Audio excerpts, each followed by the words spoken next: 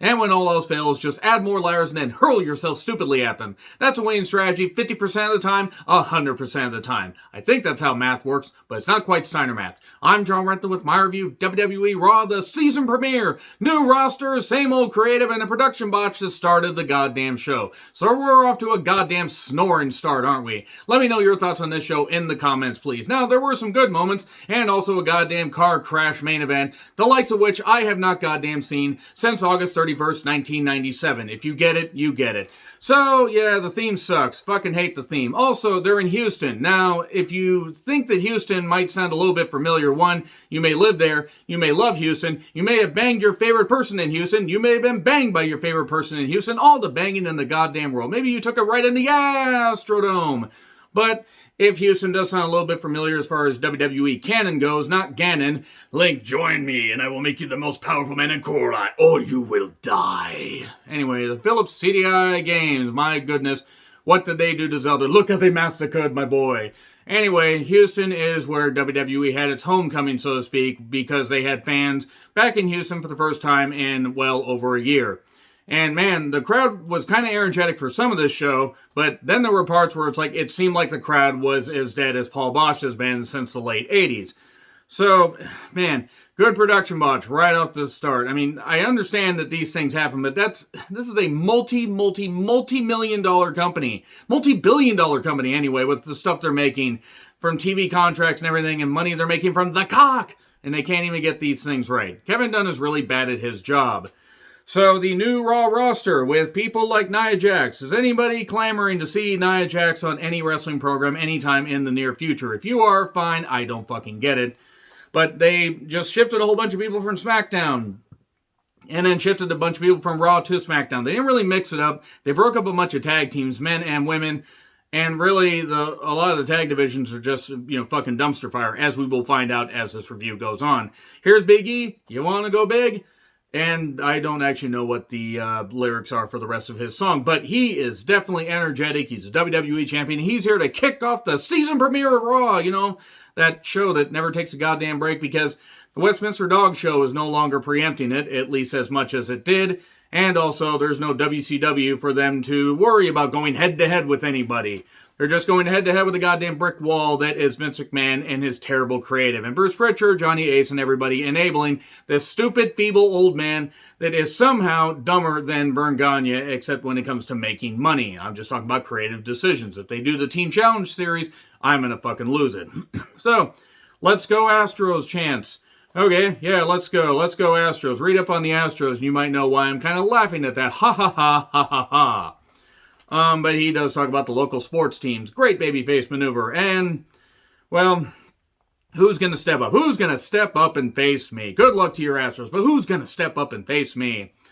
And, well, I want Seth arrested for crimes against fashion and crimes against eyeballs that actually work. I mean, and I know he was in an eye for an eye match, and don't worry, we're going to talk about that here in a second, but him and Becky were channeling Cruella de Vil, and my fucking goodness, did Becky have some harsh words a little bit later. But yeah, he apparently skinned an alpaca, an alpaca, if you will, because it was all black. Maybe he dyed it black. Maybe the alpaca was white, and he massacred it and did that. Maybe it's like the movie Lamb.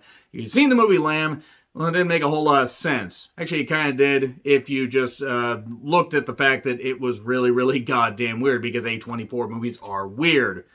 So Big E mentioned how Seth lost to Edge, so you're going to go to the back of the bus. I mean the line. And Seth, he's infuriating. Seth is a tremendous wrestler, and I understand he's trying to ham it up and do this stuff.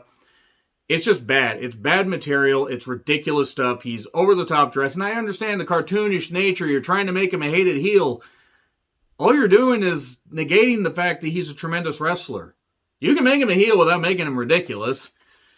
It's not for me. This is fucking stupid. It's really, really fucking stupid. His, fashion choices, all the suits, all the ridiculousness. It's goddamn ridiculous. Apparently, I guess, becoming a father just made him absolutely goddamn snap. Then again, fatherhood would make anybody snap. It'd make me snap because I can't stand kids. Seriously, I don't think you understand how much I loathe children, not as much as Chris Benoit did in June of 2007.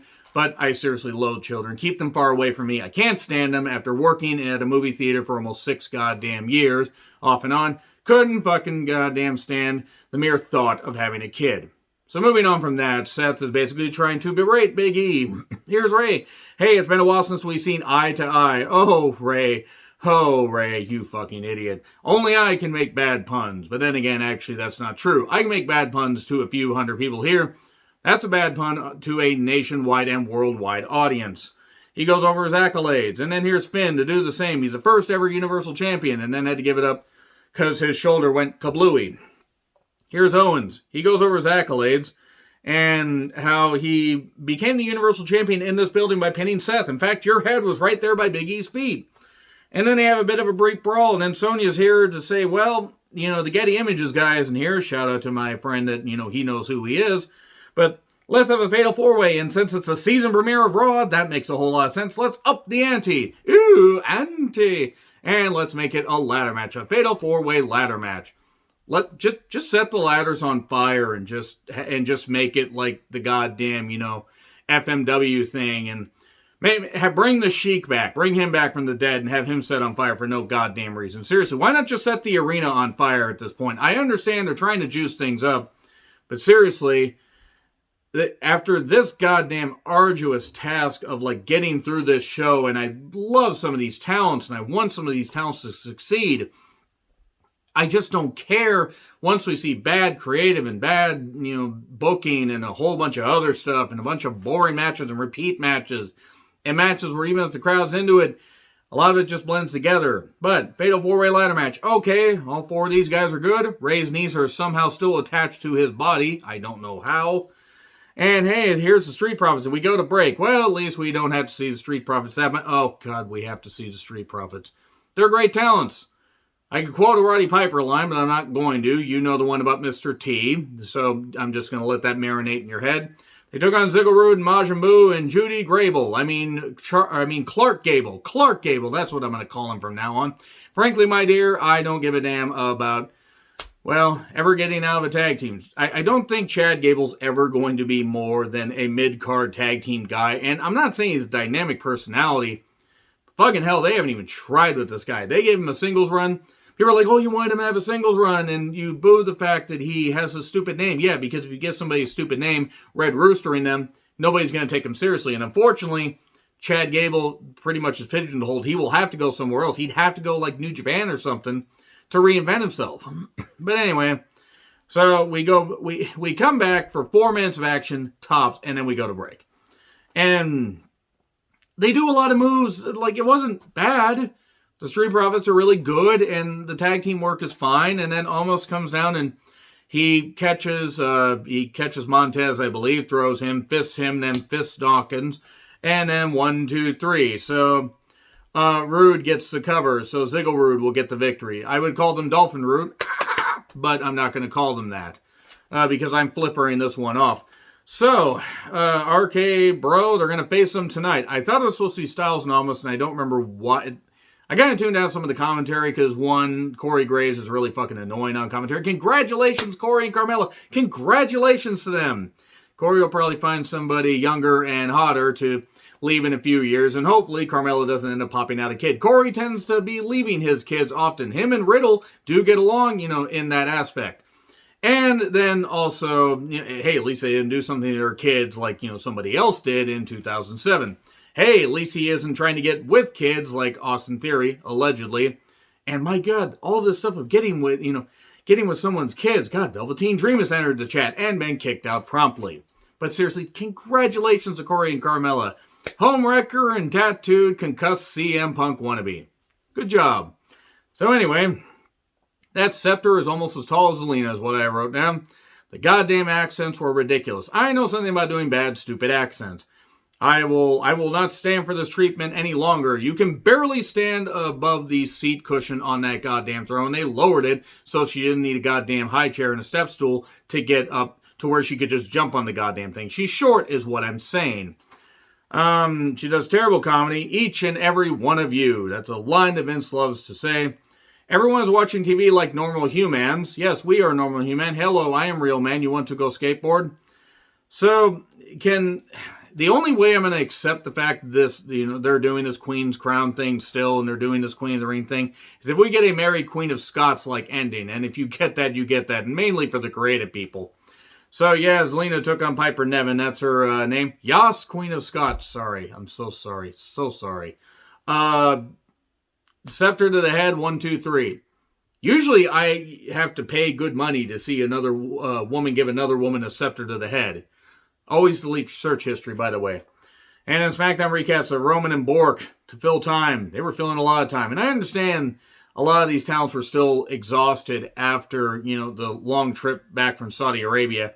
Even though it wasn't like SmackDown where they ran some matches, but they really just kept it kind of light. This one, might have had a couple more days off, but that's a long flight. That's ridiculous. And everybody got back in good shape, on time, and with all their limbs intact. Bonesaw is ready. By the way, if you have seen the pay-per-view, run the schedule that WWE released, what do you think? They're running a lot of Saturday pay-per-views. I'm all for that, quite frankly. So, here's Becky. And she was dressed like Cruella DeVille, and I'll say this much. The man has come around, and the man went absolutely insane. My fucking goodness. Oh, boy. Now, I can't do this promo justice. Listen to Becky. Listen to her, listen to her words. Especially once Bianca came out. And she wasn't directing her shit at Bianca because they're going to be feuding.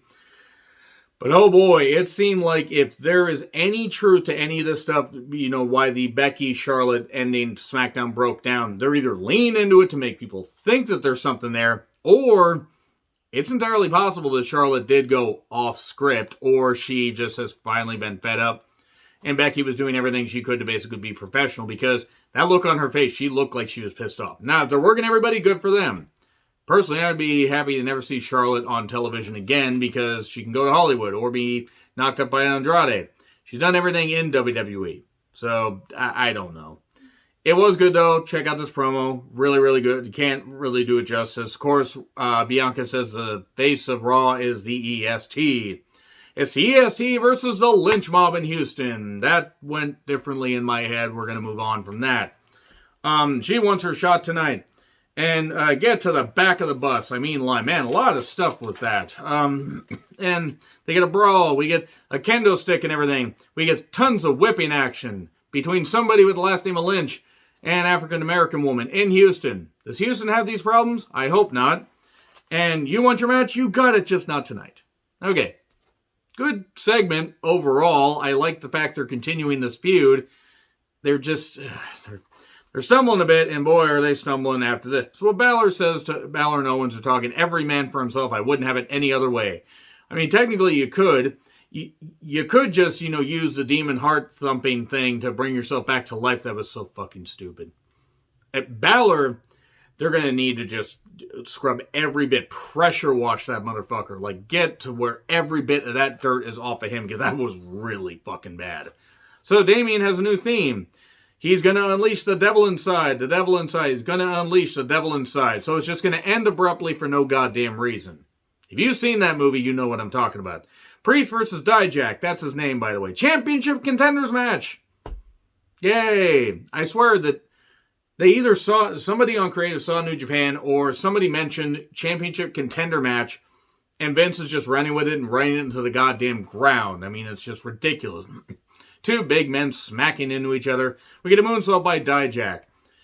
People are saying, maybe he'll go back to being Donovan Dijak, Dominic Dijakovic, whatever. T-Bar is a stupid name. Mace is a stupid name. Just say, it was me, Dio.